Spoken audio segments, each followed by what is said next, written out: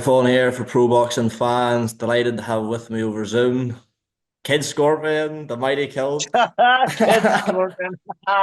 Tommy, you will love that. A man with many nicknames, Tyrone McKenna. Tyrone, how we doing? All good, all good. I'm impressed. You know the nickname Kid Scorpion. Oh, that avid whiskey and white listener. Listen, only real ones know it. Only real ones know it. Hi, well, as well as a man with many aliases, you've got a lot going on at the minute. Professional Yeah. boxer, podcast host, and as of what, a couple of nights ago, comedy screenwriter and actor. Talk to me a bit about the Spar, obviously out on BBC iPlayer, yourself and Tom McCarthy taking to the Yeah. screen. So me and Tom.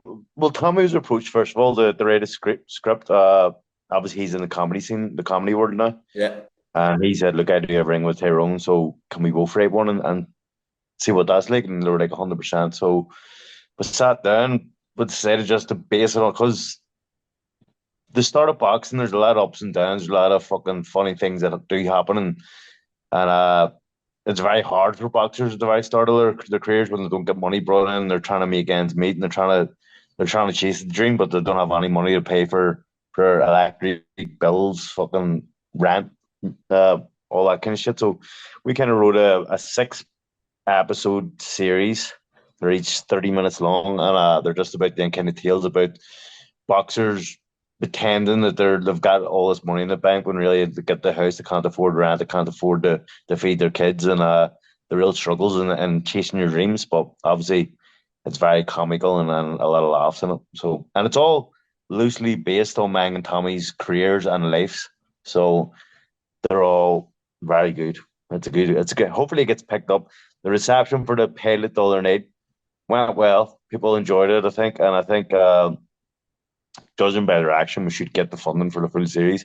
And I believe the full series is 10 times better than the pilot. The pilot was just thrown together in half a day, whereas the series, perfect. I've always even said, like, from the media sort of side of things, I think a sitcom based in around boxing would be quite funny. Like some of the characters you run into, and how did you find it? I Yeah. know you've got a bit of an acting background, but how was the whole like screenwriting, producing, all that carry on? So at the start, because we've actually thought about this for years to do this, it was just by chance that Tommy got approached. So for actual years, we've been kind of picking away, trying to rate something, and we didn't really know how the process went and how to rate scripts or anything. And then obviously that guy went to Tommy, and he kind of showed us the layout of what way you're supposed to rate scripts, and once we found out the layout, it was pretty easy. Like, we done it. I think we wrote the whole six episodes in the space of a couple of nights, just having a laugh, and then I forgot about it for a couple of months, and then I went back recently to reread them, and I was like, "Fuck me, did we actually read or rate this? Because it's lethal." And yeah, I enjoyed it. I mean, enjoyed doing the pilot as well. It's much easier in the face than boxing, so hopefully it kicks off, and I can bear boxing with a pretty face though. Fingers crossed kicks off, as I say. You can still get it on iPlayer. Watched it myself last night. Yeah, Very good man. funny. Let's talk about the boxing. Yeah, let's talk December about it. 7th, Dylan Yeah. Moran, you're back. Talk to me about how the fight got made. Obviously, we'll come on to your retirement that didn't last too long, but how did the Dylan Moran fight get made? Oh, it was relatively easy. I mean, I'm a man that loves scraps. So I'm never going to say no to a fight, especially in all Irish clash. I'm not stupid. I know I've been beaten my last two fights, so people probably like go at Dylan Moran. He's a bit past Dylan Moran, but I'm not, as I say, I'm not silly. I've been beaten my last two fights, so do have to take a backward step. In regarding opponents, I can't be looking at fucking world champions or fringe level fighters. So Dylan Moran was put to me. I mean, Dylan Moran's great. He just had a great KO win out of from Triple O. So he's riding a wave right now of momentum, and everyone's thinking he can go pretty far in boxing at the minute. And so he was offered to me. Um, and it's a fight that excites me. It's a weight above. It's a weight that I want to be at, welterweight. I think I dropped too much weight the last fight to fight a light welter. So moving up was what I wanted. And all Irish clash is something that excites me. Um, Dylan's style, I think, gels well with Mang. I think it's a great fight for the Irish fight fans, and it's something that I always say. I say that I fight the fights that fans want me to see to be in, and I believe Dylan Moran's a perfect fight that'll get everyone excited. Um, Yeah. Sorry, go on, mate. I'm just excited, but I'm just buzzing. I mean, yeah, that's just buzzing. I'm buzzing for it. What do you make of Dylan as a fighter? Obviously, his last two fights have both ended inside a round. You mentioned the Owen O'Neill fight back in August, and then Florian Marku, he was stopped in a round. So, in terms of recent footage, there's not that much to go off. You mentioned you think the styles will gel well. How do you break him down as a fighter? We'll have to see on the night, but listen, I've watched a lot of Dylan Moran the last couple of weeks, and I see the flaws that he has, and I know how to exploit them, and I know what kind of style I think beats Dylan Moran, and then that's the style I'm working on at the minute. I think Dylan Moran, he's a nice person. I mean, he hasn't said a bad word about me. He's actually been very complimentary in the interviews and stuff. So he seems like a nice person. He's not someone that I've ever had on my radar really. He's not someone that I would have watched a lot of, but as I say, I've watched quite a bit of him in the last few weeks, and yeah, I'm very confident going in this fight.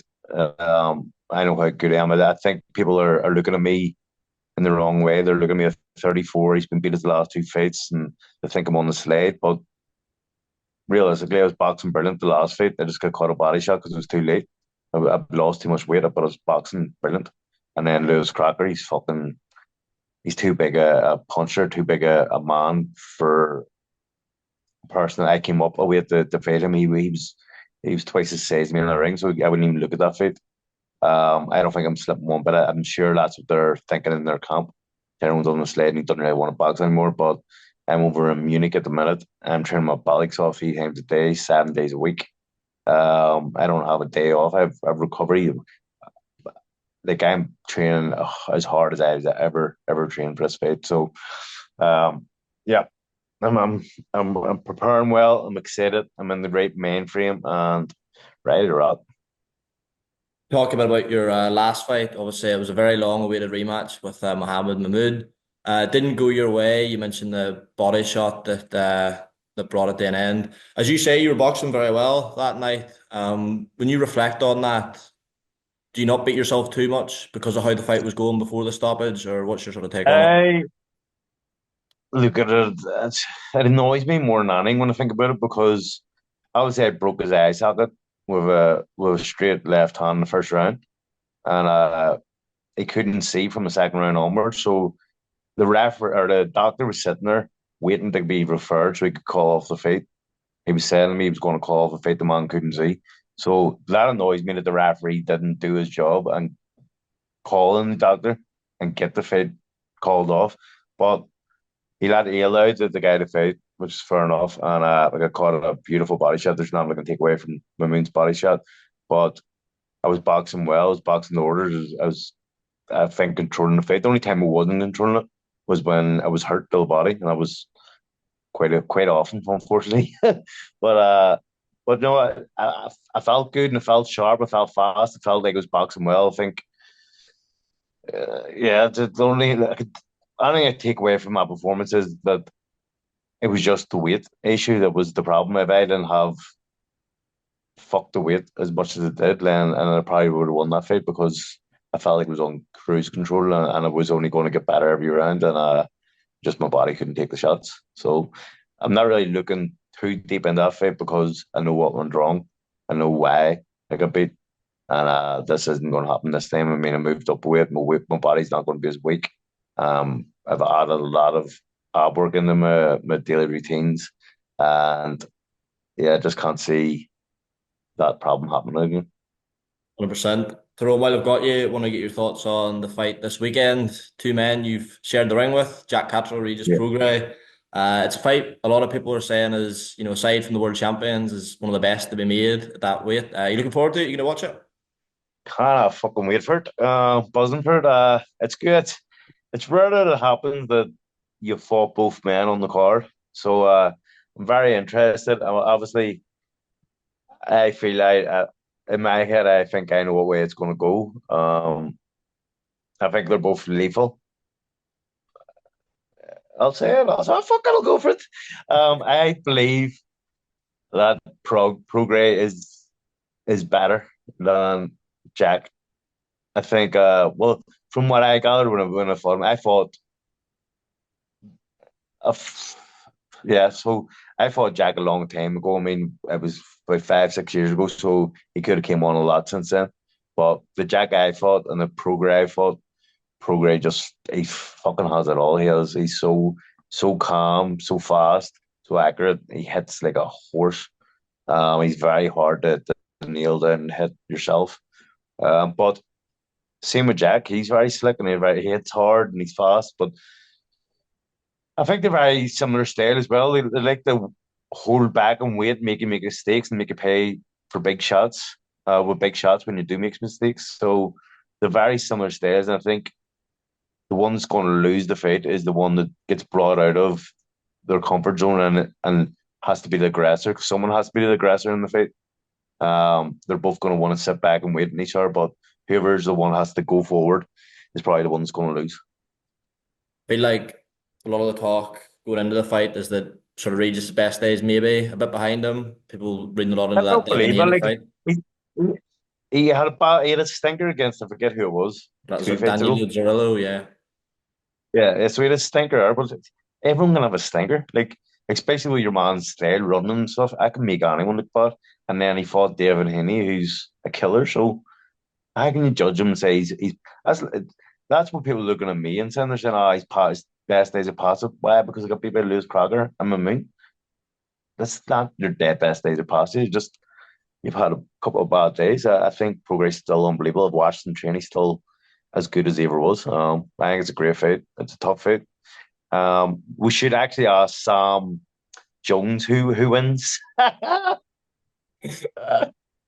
was the best thing I've ever seen in a press conference ever. That was my next question. What do you think of that? I loved it. I could not believe that happened.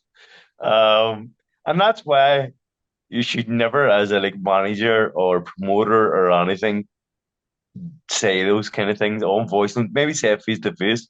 Do not do anything black and white. That's crazy. It was so funny. He just goes, right hand to God, I never said it. 2 seconds later. I You should like put Sam. that, take that in the spar. Sam fucked himself for. That'd be one for the sitcom. And then he was like, don't forget I have stuff on you. And then Prograde just sits, play. Unreal. Didn't give a Last fuck. one, Tyrone. You mentioned Lewis Crocker there. I know obviously you two are the best of mates after the fight. Saw him on the podcast. A lot of talk. Well, going a bit quiet about a fight between him and Paddy Donovan. How would you Mm. see that fight playing out? Obviously, be a big one for Ireland. Do you know what? When I fought Lewis, I thought 100% Lewis was better than him. And then the scrub out, I didn't think that. I didn't even think that. When I fought Lewis, I went, you know what? Lewis would probably edge it. I didn't think scrap batter because no one's ever better than anyone of them two. I thought Lewis would edge it when I fought him. I went, you know what? He's slightly better. But then the more I thought of it, when I spar Paddy Donovan, I'm wearing 16-ounce gloves. So with him with 8-ounce gloves on, it would maybe be different. I think Paddy's a lot better footwork, a lot better boxing skills, slipping and moving all that shit. And then obviously I think Lewis does hit harder.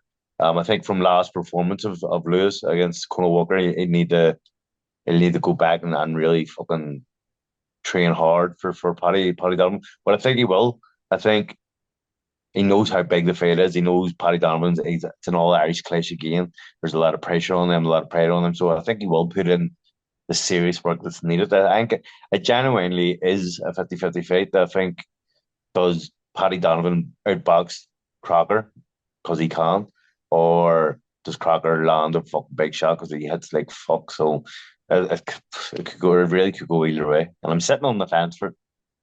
Worries. Hi, we'll wrap it up there, mate. I really appreciate you hopping on. All the best with No December worries, against Stone. All the best with the comedy writing, the podcast. Busy man. 100%. Top man throwing cheers. And I hope you're subscribed to the Patreon. Nah, Because fuck that. you'll not get an interview of Tommy McCarthy if you don't. Well, maybe if we get Sam Jones on, get Sam Jones on, I'll get that in the Patreon. Right, right. 100%. Right. See ya. Good man, Tyrone. Cheers.